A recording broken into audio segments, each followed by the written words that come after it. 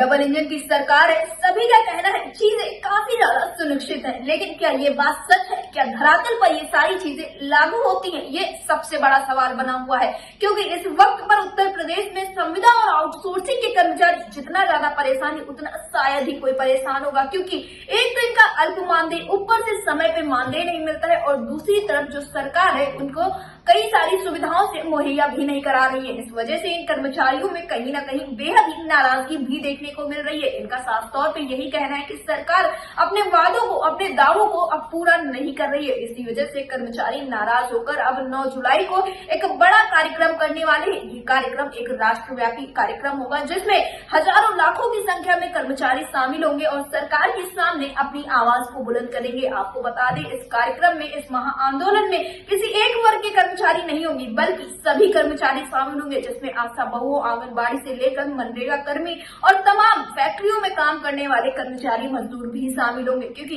इनका यही कहना है कि अब ये इंतजार करते करते थक गए हैं और सरकार हमारे लिए कुछ नहीं कर रही है। इस वजह से अब हम 9 जुलाई को सरकार के सामने आर पार की लड़ाई के लिए खड़े हो जाएंगे। 9 जुलाई को एक बहुत ही बड़ा कार्यक्रम है जिसमें तमाम तरह के संगठन एक साथ एक बैनर तले आएंगे और अपनी आवाज को बुलंद करेंगे। फिलहाल इस विषय पर ज्यादा जानकारी देते हुए श्रीराम चौधरी ने क्या कुछ कहा, आप भी सुनिए।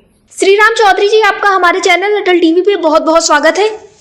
श्रीराम चौधरी जी, जिस तरह से देखने को मिल रहा है कि इस वक्त पर उत्तर प्रदेश में डबल इंजन की सरकार है और सरकार के द्वारा लगातार ये बात कही जा रही है कि इस वक्त पर जो शासन प्रशासन में सभी चीजें जो है वो काफी ज्यादा सुनिश्चित तरीके से, कर्मचारियों की भी देखभाल अच्छे से की जा रही है, कर्मचारियों की जो समस्याएं हैं उनको भी समय रहते हल किया जाता है, लेकिन जो धरातल पर कर्मचारी है उनकी जो बात है या उनकी जो राय है वो कुछ अलग नजर आती है, क्योंकि इनका कहना है कि हमारी समस्याओं को तो सुना ही नहीं जा रहा। तो इस पर आपकी क्या कुछ राय है?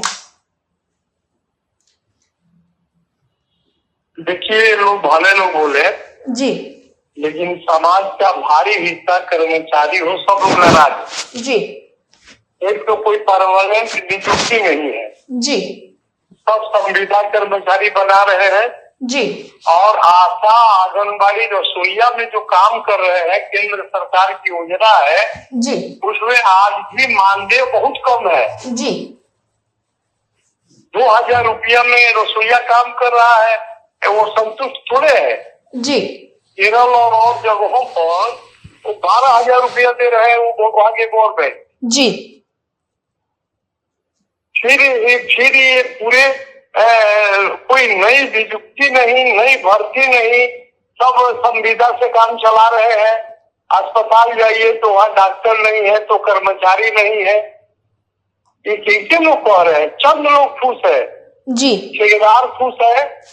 रोज रोज सड़क बनाइए, 6 महीना साल भर के बाद सड़क को ऊपर जाना है, जी, पैसा से मालामाल होना है, भ्रष्टाचार चरम सीमा पर है, जी, कोई संतुष्ट नहीं है। जी, श्रीराम चौधरी जी, जी, जी, सबसे संकटग्रस्त स्थिति ये है, अफसोस ये है कि जो यहाँ विपक्ष की बड़ी पार्टी है जी, वो सड़क पर उतरने का माहौल नहीं बना रहा है, ये सबसे बड़ी बात। जी, श्रीराम चौधरी जी, जिस तरह से देखने को मिल रहा है कि लगातार मनरेगा कर्मी भी अपनी मांगों को लेकर सरकार के सामने खड़े हुए हैं। मुख्यमंत्री योगी आदित्यनाथ ने 2023 में मनरेगा कर्मियों से या यूं कहें कि ग्राम रोजगार सेवकों से डिफेंस एक्सपो में तमाम वादे किए थे, उन वादों को भी नहीं पूरा किया गया और इस वजह से अब ग्राम रोजगार सेवकों और मनरेगा कर्मियों में नाराजगी देखने को मिल रही है। इनका यही कहना है कि अब बड़ा प्रदर्शन होना चाहिए, तो इस पर आपकी क्या राय है?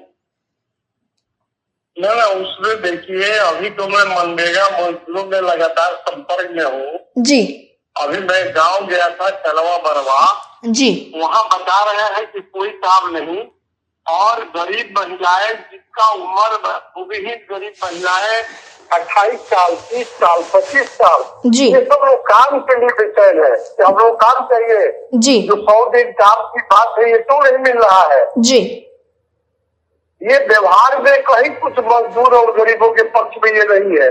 जी, ये महीना में सोच रहे हैं कि 2 बार हम राशन बंटवा देंगे और गरीब लोग हमको वोट दे देंगे। जी, ये अफसोस है कि जो 9 जुलाई को और ये सरकार के गलत नीतियों के खिलाफ पूरा देश के कर्मचारी, ये संविदा कर्मचारी, मनरेगा मजदूर, मजदूर सभा, ये किसान, सारे लोग हड़ताल पर जा रहे हैं 9 जुलाई को। जी, पूरे देश में ये राष्ट्रीय हड़ताल है, तो कहा इस पे पूछे लोग। जी स्मार्ट मीटर को लेकर कल मैं सभा किया मुंगेर में, वहाँ की जनता भारत विक्षुब्ध है कि स्मार्ट मीटर क्यों लग रहा है, जी ये बिजली को निजीकरण में क्यों दिया जा रहा है भाई। जी ये बंगाल में स्मार्ट मीटर नहीं है, झारखंड में स्मार्ट मीटर नहीं है, जी आप यहाँ स्मार्ट मीटर लगा के ये करना चाहते हैं कि जैसे मोबाइल में पैसा खत्म, मोबाइल की बात खत्म, जी उनसे ही आप स्मार्ट मीटर लगाएंगे, हेवी रेट रहेगा, मजदूर कोई दे नहीं पाएगा, तो जी। लोग अंधेरे में रहेंगे, आपकी कोई जिम्मेदारी नहीं है। जी जी तो ये तो है। जी श्री राम जी, अटल टीवी से जुड़ने के लिए धन्यवाद।